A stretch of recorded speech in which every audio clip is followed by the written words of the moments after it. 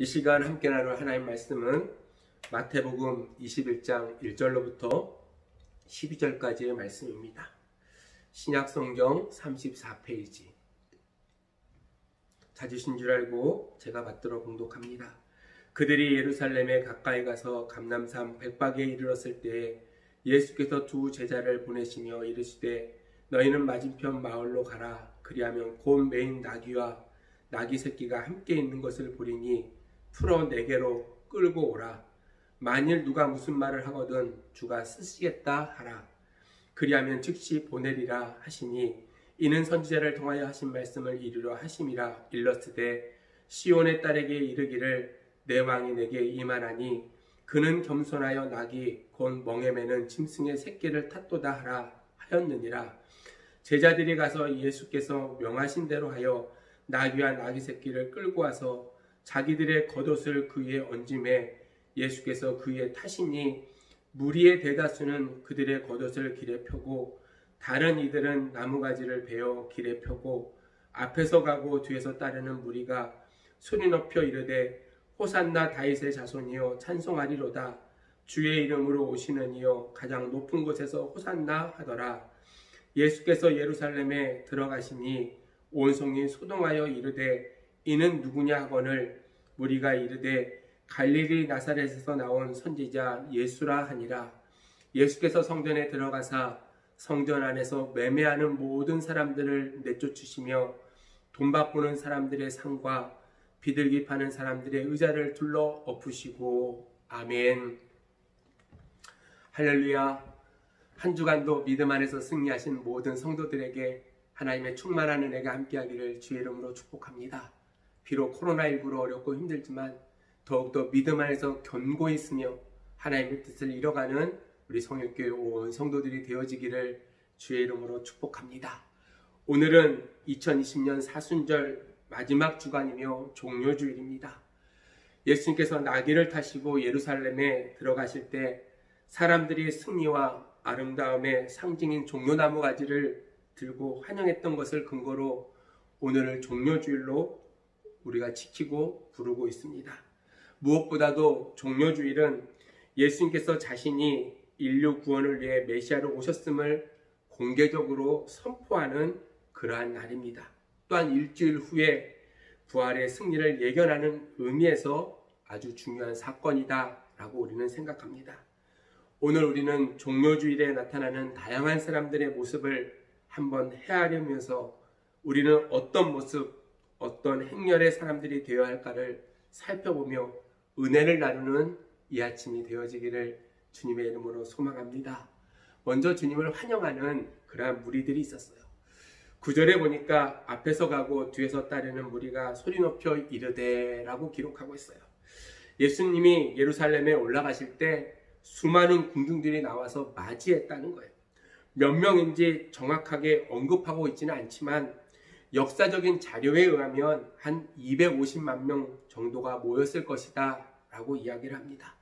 당시 유월절 기간에 사용했던 희생양의 숫자가 약 25만 마리 정도 되었기 때문이에요. 그래서 한 마리에 10명을 기준으로 한다면 한 250만 명 정도가 유월절을 지키기 위해서 예루살렘에 모였다는 거예요. 아마 어마어마한 숫자들이 모여서 하나님께 예배를 드리는 그러한 순간이었어요.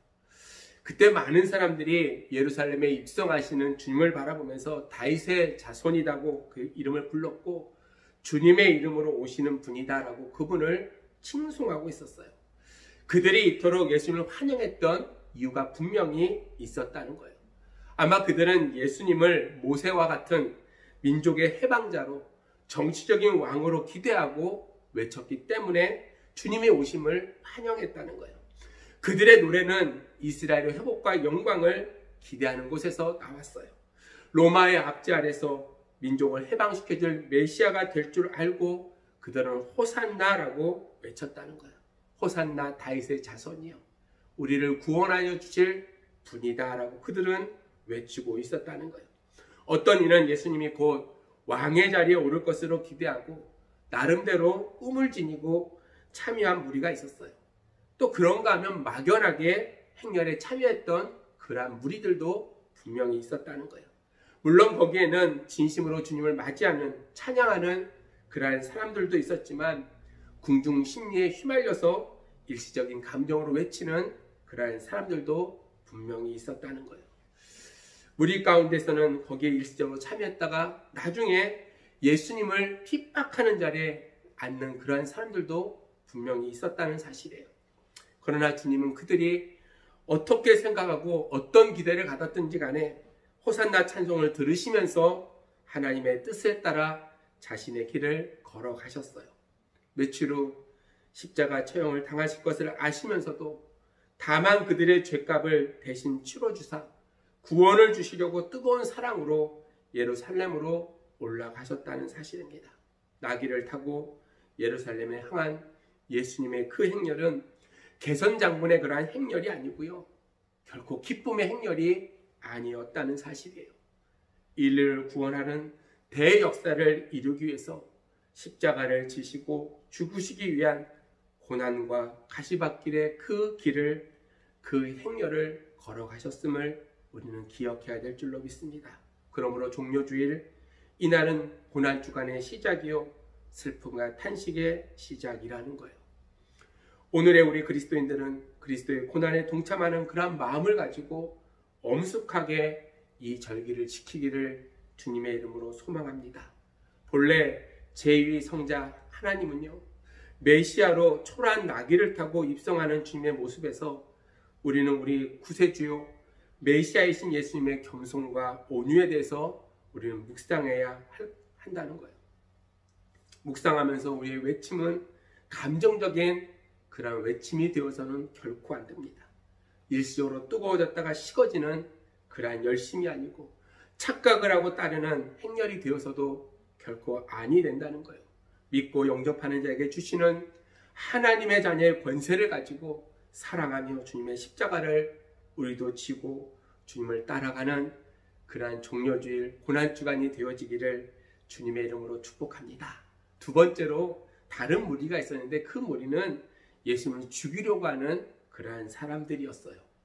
종료주일에 나타난 또 다른 하나의 행렬은 눈에는 크게 드러나지는 않지만 예수님을 시기하고 모함하고 죽이려는 무리들, 곧 종교 지도자들이 있었다는 거예요.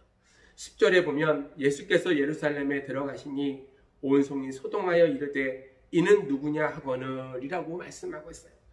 예수님이 예루살렘에 올라가셨을 때 소동이 일어났다는 거예요. 당시 전통과 관습에 젖어 사는 관습적인 종교 지도자들에게 예수님은 미움의 대상이 되고 말았다는 거예요. 예수님은 성전에서 돈벌이하는 자들의 상을 엎으시고 그들을 내어 쫓으셨어요. 자신은 하나님의 아들이고 자신이 하는 일은 하나님의 일이라고 할 때 당시의 대제사장들, 종교 지도자들은 자신의 고정관념과 전통에 도전한다고 예수님을 못마땅하게 여기고 결국 그들은 예수를 죽이려는 음모를 꾸미게 되었다는 거예요. 그들은 예수님을 제자였던 가룟 유다의 도움을 받아서 쉽게 예수님을 체포했어요. 그리고 체포한 예수님은 대제사장이었던 가이바에게로 끌고 그에게 심판을 받게 되어졌어요. 여기서 우리는 예수님을 미워하고 죽였는데 앞장섰던 대제사장들에 대해서 우리는 깊이 돌아볼 그러한 필요가 있다고 생각합니다. 왜 그들이 과연 그렇게 예수님을 미워했을까? 구약성경 율법에 따르면 대제사장은 한 번 부름을 받으면 죽을 때까지 그 직을 봉직하게 되어져 있어요. 그러나 로마가 이스라엘 민족을 지배하면서 이 대제사장직이 임명직으로 바뀌게 되어졌다는 거예요. 그러다 보니까 대제사장들은 로마에서 임명하기로 한 후에 로마 당국은 자신들의 정책에 동조하는 사람들만, 자기의 뜻을 잘 따르는 사람들만 골라서 대제사장으로 임명을 하게 되어졌어요. 그러다 보니 대제사장은 자기의 종교적인 자기를 지키기 위해서 하나님보다는 로마에 충성하는 그러한 자들이 되어졌다는 거예요. 로마의 지배를 받은 팔레스타인 지역의 대제사장은 하나님의 마음에 드는 일을 하기보다는 로마의 비율을 맞추며 충성하는 일에 열심을 다하게 되어졌어요. 그래서 이런 교권에 사로잡힌 종교 지도자들은 예수님이 자기의 지위를 위협한다라고 생각을 했어요. 또 예수님이 성전에서 돈을 바꾸고 이권을 챙기는 상인들의 상을 엎어버리고 내쫓으니까 자기의 이득을 보고 기생하던 많은 종교 지도자들의 마음에 예수님이 못마땅하게 여겼다는 거예요. 한 걸음 더 나가서 자기가 하나님의 아들이라고 하니까 예수를 죽이려는 생각으로 죽일 거짓 증거를 찾으려고 애쓰는 모습들을 요한복음 11장 47절로부터 54절에서 우리는 보게 되었어요. 또한 마태복음 26장 59절에 보면 대제사장들과 온 공회가 예수를 죽이기로 마음먹고 그를 칠 거짓 증거를 찾으려고 하는데 누가 이 모여서 모이랍니까? 가장 훌륭하다는 교사인 서기관들과 종교교회의 중요한 지도자였던 장로들이 모여서 이를 논의한다는 거예요. 성경을 가장 잘 알고 교회를 가장 잘 알며 하나님의 아들 예수 그리스도의 존재와 역할에 대해서 가장 잘 알아야 하는 사람들이 모여서 예수를 죽이려고 모의했다는 거예요. 사랑하는 성도 여러분, 교회 안에서 싸우고 입을 삐죽거리는 사람들이 누구입니까? 아마 교회를 잘 아는 사람이라고 저는 생각합니다. 성경에 대한 지식이 남보다 좀 더 있다고 생각하는 사람들, 교회 안에서 하나님의 영광을 가리우고 부도덕한 일을 하는 사람이 누구인가 보면 예수를 잘 아는 사람들이 그렇게 행한다는 거예요. 사랑하는 성도 여러분, 우리는 예수의 이름으로 모여서 무슨 얘기를 나눠야 될까요? 예수의 이름으로 모인 그곳에 어떠한 이야기들이 회자되어야 된다는 말입니까? 낙심하는 자에게는 용기를 주고 절망하는 자들에게는 소망을 불어넣어주며 힘이 없는 자들을 위해서 기도하고 가난하고 어려운 사람들을 구제하기 위해서 우리는 모여야 된다는 거예요. 그렇게 모여야 되는데도 불구하고 어떤 모임들은 모여서 남에게 상처를 주고 다른 사람을 헛들고 비난하는 일에 앞장서는 그러한 모임도 있다는 사실이에요. 사랑하는 성도 여러분, 우리는 어떤 모임에 속하기를 원하십니까? 당시에 하나님을 잘 아는 사람들이, 성경을 많이 본다는 사람들이, 직분을 받았다는 사람들이 마치 예수를 죽이려던 당시 종교 지도자들처럼 교회와 하나님의 질서를 파괴하는 경우가 너무나 많이 있어요. 오늘날도 저는 마찬가지라고 생각합니다. 사랑하는 성도 여러분, 우리는 늘 모여서 하나님의 영광을 위해서 살아갈 수 있는 그러한 귀하고 복된 자녀들이 되어지기를 주님의 이름으로 축복합니다. 2000여 년 전에 예수를 죽이렸던 종교 지도자들은 잠자리도 거부한 채 밤중에 모여서 음모를 꾸미고 있었어요. 밤에 모여 기도하기보다 잠도 안 자고 모여서 예수를 죽이려고 음모를 그들은 꾸몄다는 거예요. 사실 몰래 모여있는 모임치고 건전한 모임이 별로 없어요. 모든 불의와 음모가 어둠 속에 있기 때문이라고 저는 생각합니다. 그러므로 사랑하는 성도 여러분, 주님의 십자가의 고난을 향해 걸어가셨던 종료주의를 맞이해서 오늘 시기하는 자들의 그러한 모습이 아니고 진정으로 주님을 사랑하고 주님 안에서 날마다 믿음으로 살아갈 수 있는 저와 여러분들이 되어지기를 주의 이름으로 축복합니다. 그러면 우리는 어떤 자세로 종료주의를 맞이해야 될까? 한 세 가지로 생각하면서 은혜를 나누고자 합니다. 첫 번째로 이 행렬의 주인이 누구인지를 우리는 분명히 알아야 된다는 거예요. 10절에 보면 사람들이 이는 누구뇨? 라고 물어봅니다. 이 말은 입성하는 무리들의 주인공이 누구인지 알려는 것이라는 거예요. 그게 누구인지를 알고자 하는 마음이 그들 가운데 있었다는 거예요. 환호하는 무리들의 소동하며 말하기를 이는 누구뇨? 라고 했을 때 사람들은 갈릴리 나사렛에서 온 선지자 예수라라고 그를 소개하고 있어요. 사랑하는 성도 여러분, 예수 그리스도를 누구라고 소개하고 있습니까? 여러분, 종료주일에 새끼 나귀를 타고 겸손히 입성하신 주님이 과연 누구라고 여러분 고백할 수 있습니까? 우리는 먼저 예루살렘에 올라가신 예수님이 누구인지를 바로 알아야 됩니다. 예수님이 과연 누구이신지를 바로 아는 데서부터 참 신앙의 삶이 시작되어진다는 거예요. 그러한 믿음을 갖고 살아갈 때 은혜가 있고요, 변화가 있고요, 능력이 그 가운데 나타나는 줄로 믿습니다.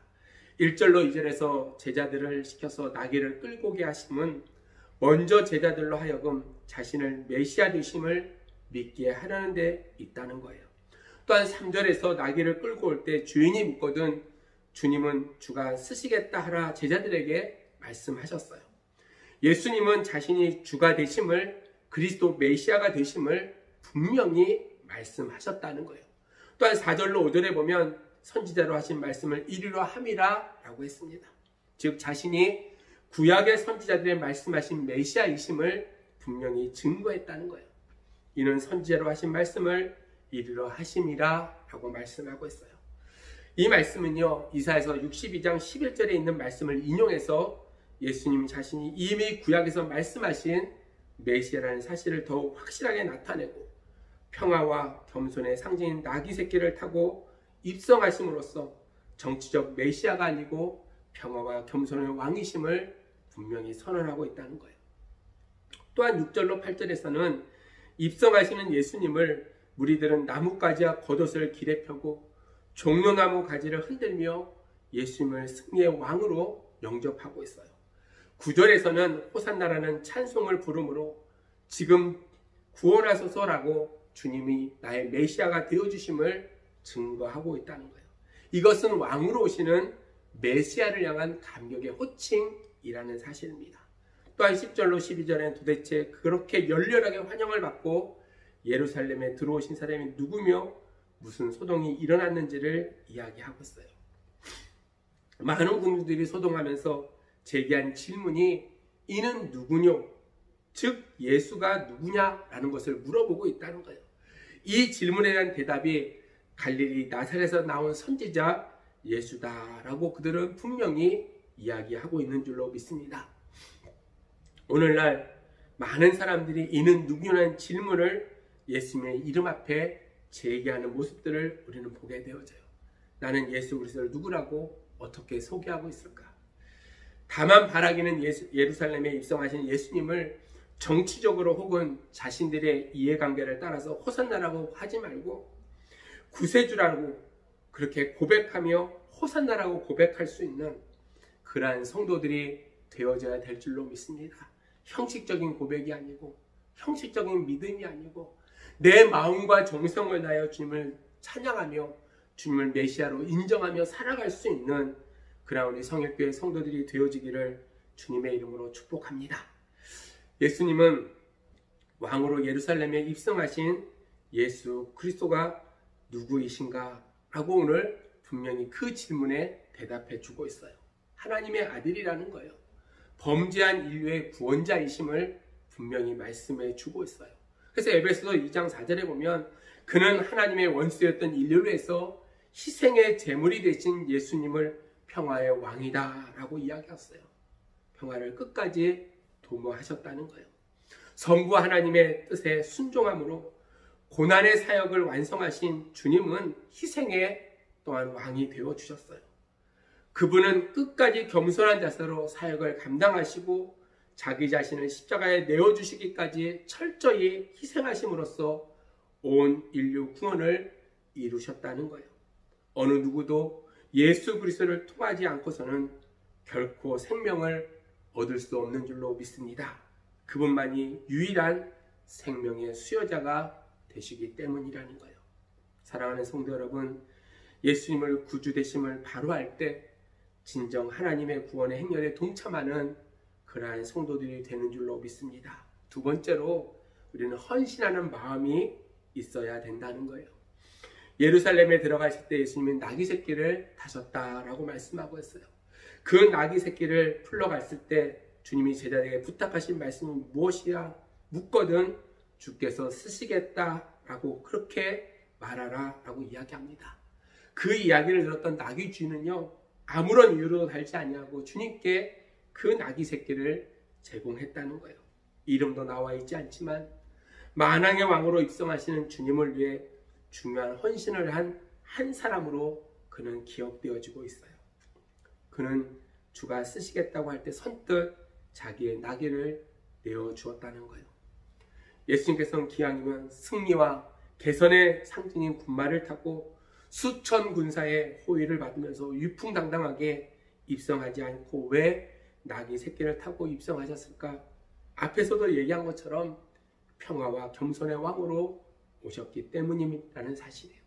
그것을 실질적으로 보여주기 위해서 군마를 타지 아니하시고 나귀 새끼를 타고 입성하셨다는 거예요. 주님의 온유하심을 상징적으로 보여주는 사건이 나귀를 타고 예루살렘에 입성하는 사건인 줄로 믿습니다. 하나님과 죄인된 인간, 그리고 인간과 인간 사이의 영원한 평화를 위해 겸손으로 나귀를 타고 입성하신 거예요. 세상의 정복자들은 백성들을 억누르기 위해서 군마를 타고 개선 행진을 하지만 예수님은 자기 백성을 섬기기 위해 오셨음을 드러내기 위해서 나귀를 타고 나타나셨다는 거예요. 예수님은 백성을 섬기기 위해 오신 겸손의 왕인 줄로 믿습니다. 세상의 정복자들처럼 막강한 군대로 백성들을 위협하는 그러한 왕이 결코 아니고 겸손한 모습으로 나귀를 타시고 하나님의 뜻을 알리기 위해서 기꺼이 자기 몸을 내어주신 분이 바로 주님이시라는 거예요. 사랑하는 성일교회 성도 여러분, 오늘날 교회와 성도들은 자기에게 돌아오는 영광과 권세를 보며 남들이 대접하는 모습 속에 살아가고 있다고 저는 생각합니다. 그러나 우리의 주님의 심정을 우리는 다시 한번 생각하며 살아갈 수 있는 그러한 겸손한 성도들이 되어지기를 주의 이름으로 축복합니다. 누가 알아주기 바라기보다는 그 반대로 우리는 살아야 된다는 거예요. 오히려 남을 높여주고 칭찬하는 그러한 삶을 살아야 돼요. 다 겸손의 나귀를 타고 살아가는 그러한 성도들의 모습들이 되어져야 된다는 거예요. 겸손하게 하나님과 함께 행할 수 있는 그러한 믿음의 성도들, 끝까지 하나님의 명령하신 자리에서 온유함으로 나아가는 은혜가 충만하기를 주의 이름으로 축복합니다. 사랑하는 성도 여러분, 우리는 구원자 되시는 그리스도께 봉사와 헌신을 해야 됨이 마땅하다는 거예요. 만왕의 왕이 되신 주님을 따르는 우리에게도 이러한 충성과 헌신의 고백이 분명히 있어야 될 줄로 믿습니다. 나귀의 주인처럼 주께서 쓰시고자 하면, 말씀하시면 아멘으로 헌신하는 귀한 성도들이 되어지기를 주님의 이름으로 축복합니다. 이것이 진정한 섬김의 자세가 되는 줄로 믿습니다. 나귀의 주인처럼 주님이 쓰시고자 하면 여러분 다시 한번 아멘 하고 쓰임받을 수 있는 그러한 믿음의 성도들이, 헌신자들이 되어지기를 주의 이름으로 축복합니다. 마지막 세 번째로 끝까지 주님을 따라야 된다는 거예요. 무리들이 주님을 환영하는 데는 여러 종류의 이유가 있습니다. 그 중에는 예수님이 왕이 될 때 자기의 이익을 얻고자 하는 욕심으로 예수님을 따르는 자들도 있었어요. 예수님을 정치적인 메시아로 이스라엘을 로마로부터 해방시킬 자로 생각하고 따르던 그러한 사람들도 분명히 있었다는 거예요. 나름대로 꿈을 가지고 따르는 사람들, 막연히 따르는 사람들, 일시적인 사람들, 감정적으로 주님을 따르는 사람들, 중도에 포기하는 사람들도 그 가운데는 있었어요. 그들은 주님께서 보좌가 아닌 죽음의 골고다를 향해 가시는 그 주님을 바라보면서 곧 주님을 버렸다는 거예요. 오히려 바라바를 놓아주고 예수님을 십자가에 못 박으라 그들은 소리쳤어요. 쉽게 주님을 저버렸다는 거예요. 그런가 하면 끝까지 예수님을 따르는 그런 무리들도 있었어요. 피땀 흘린 기도의 겟세마네 동산까지, 십자가를 지시고 오르신 골고다 그 언덕까지, 구레네 시몬처럼 주님의 십자가를 지는 그 자리까지, 아리마대 요셉과 같이, 니고데모와 같이 주님의 시신을 장사하기 위한 유의 무덤까지, 막달라 마리아와 같이 새벽에 주님이 장사 지낸 무덤까지, 부활의 자리 그 아침까지, 다시 만날 주님 앞에 서는 그날까지, 내 생명 다하는 날까지 주님을 다 따라갈 수 있는 그러한 저와 여러분들이 되어지기를 주님의 이름으로 축복합니다. 그의 부활을 증거하는 일까지 주님을 따르는 자들은 본받을 수 있어야 된다는 거예요. 괴로우나 즐거우나 사람이나 환경이나 사건을 바라보지 말고 믿음의 주요 온전케 하시는 예수를 바라보라 라는 그 말씀처럼 우리는 그러한 믿음을 가지고 하나님의 나라의 일을 그날까지 귀한 믿음의 행렬을 걸어갈 수 있는, 행진을 할 수 있는 그러한 믿음의 성도들이 되어지기를 주의 이름으로 축복합니다. 이제 말씀을 맺겠습니다. 오늘 고난 종료주일을 맞아 이제 우리는 예루살렘 성이 아닌 내 마음에 주님이 입성하시도록 마음의 문을 활짝 열고 주님을 영접하기를 주의 이름으로 소원합니다. 영광의 길을 걷기 전에 먼저 고난의 길 십자가 골고다 언덕에 오르신 그 주님은 고난의 주님만이 아닌 부활과 영광의 주님이심을 믿고 그 승리의 주님만을 따를 수 있는 그러한 성도들이 되어지기를 축복합니다. 이제 우리의 귀한 삶은 예수님이 누구이신지를 바로 알고 믿어야 된다는 거예요. 종려나무 가지만 흔드는 것이 아니라 우리의 마음에 요제를 드릴 수 있는 그러한 삶을 우리는 살아가야 돼요. 그 앞에 우리의 옷이라도 깔아드리고 나귀 새끼라도 드릴 수 있는 헌신과 섬김의 생활을 하며 우리는 살아가야 된다는 거예요.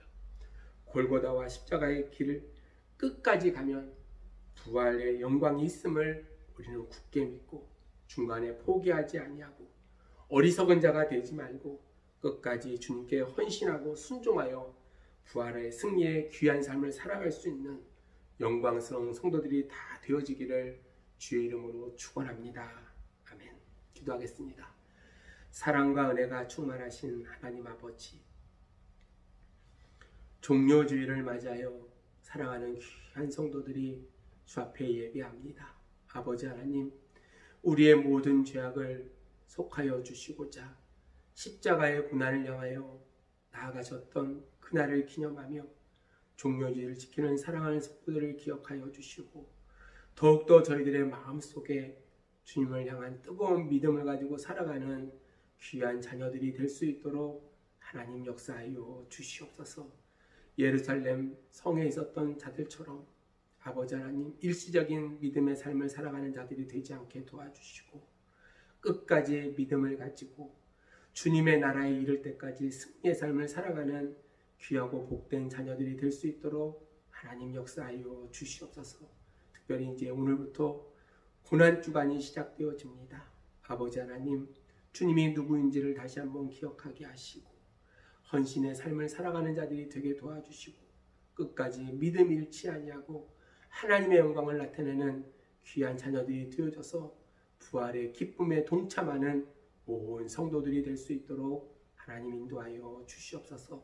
특별히 아버지 하나님, 수술을 하고 회복 가운데 있는 성도들도 있고 여러 가지 질병 가운데 어려움 속에 있는 성도들도 있사오매 주께서 지키시고 코로나19의 이 전국 가운데 하나님 어려운 일 당하지 않게 도와주시고 하나님의 은혜 가운데 승리의 삶을 살아가는 온 교우들이 될 수 있도록 하나님 역사하여 주시옵소서.